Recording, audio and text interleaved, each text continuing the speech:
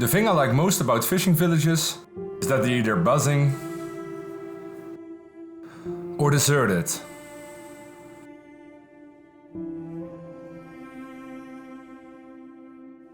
Come spring, most of the ships will be out at sea.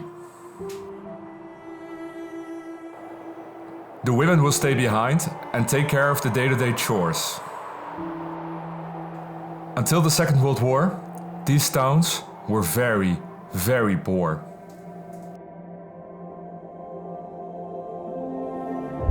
With the arrival of the fishing season, all kinds of preparation needed to be made. The whole town would help.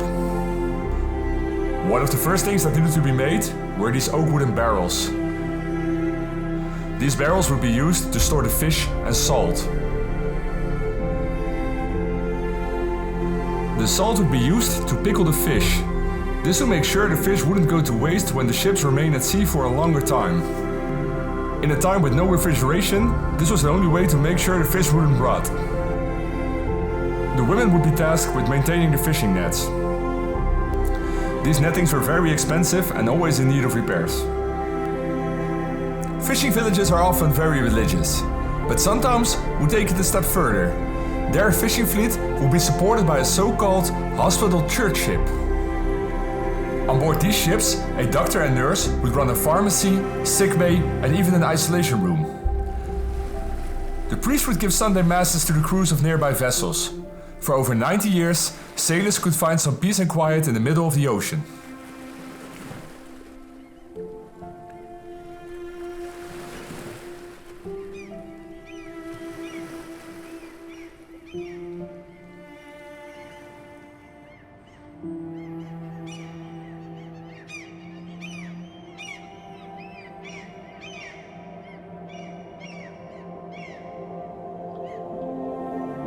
After months of silence, the port springs back to life when the fleet returns.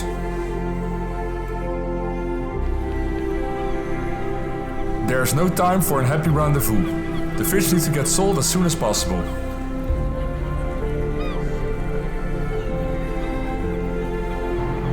Most fish will be sold on the local fish auction. From here on, it will be brought to the cities.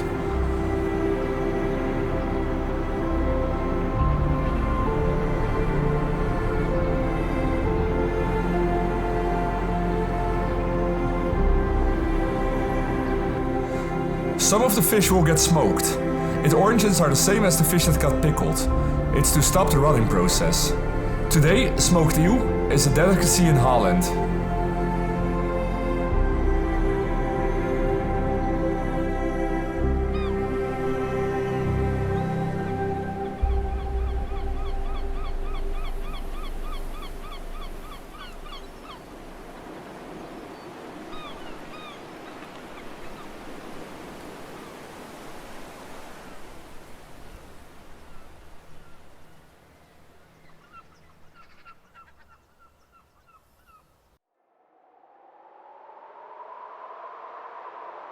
Hey guys, and welcome back to the building segment.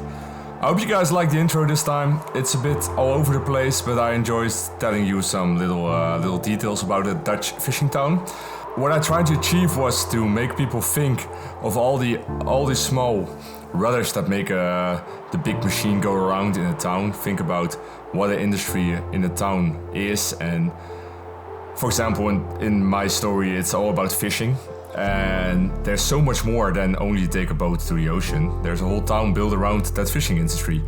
And when you think about those things, you start to make more realistic cities. So I highly encourage you all to do that. I'm not gonna do a full voiceover on the building process. I will show you guys how I built the smoking area, because I really enjoyed the rural vibe of it. So without further ado, enjoy, and we'll see each other in the end of the video.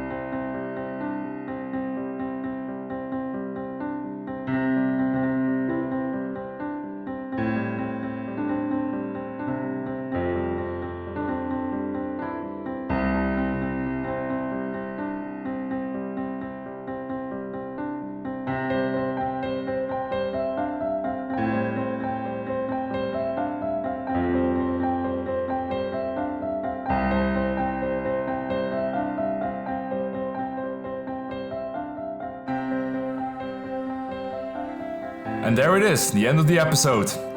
For those who are still here, thank you for watching. I know my audio was all over the place. Normally I am quite keen on trying to get that right, but I don't know what happened. And this week I felt quite sick, so I didn't really want to re-voice over my whole episode.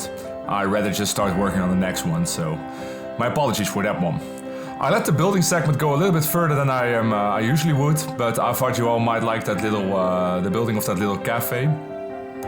For now, I'm gonna work on the next episode, so thank you all for watching. Like, subscribe, and you can also find me on Patreon nowadays. We got a small community there, and I give exclusive assets and early access, you know how every Patreon in this game works. Alright guys, I'll see you in the next one. This was Jazz. Bye.